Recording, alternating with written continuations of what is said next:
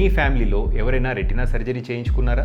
అయితే ఈ వీడియో వాళ్ళకి తప్పకుండా షేర్ చేయండి. ఎందుకంటే సర్జరీ తర్వాత కొన్ని ప్రికాషన్స్ ఫాలో చేయాల్సి ఉంటుంది, లేకుంటే విజన్ రికవరీ డిలే అవ్వచ్చు. ఫస్ట్, ఫేస్ డౌన్ అంటే స్టమక్ పై పడుకోవడం. రెటినా సర్జరీస్ తర్వాత ఐస్ లోపల గ్యాస్ బబుల్ లేదా సిలికాన్ ఆయిల్ వేస్తాం. అది రెటినా అటాచ్మెంట్ కి హెల్ప్ చేస్తుంది. మీరు కరెక్ట్ పొజిషన్ మెయింటైన్ చేయకపోతే ఆ బబుల్ మూవ్ అయి రెటినా హీలింగ్ డిలే అయ్యే అవకాశాలు ఉంటాయి. Second, flight journeys. Retina surgery తర్వాత మినిమం 4 to 6 వీక్స్ ఫ్లైట్ లో ట్రావెల్ చేయకూడదు. ఐస్ లో గ్యాస్ బబుల్ ఉన్నప్పుడు ఆల్టిట్యూడ్ మారితే ఐ ప్రెషర్ సడన్ గా పెరిగి ఐ డ్యామేజ్ అవ్వచ్చు. థర్డ్, హెవీ లిఫ్టింగ్ అంటే హెవీ థింగ్స్ ని లిఫ్ట్ చేయకూడదు. ఫోర్త్, ఐస్ ని ఎట్టి పరిస్థితుల్లో రబ్ చేయకూడదు. And fifth, me follow up doctors visit ని అస్సలు మిస్ చేయకండి.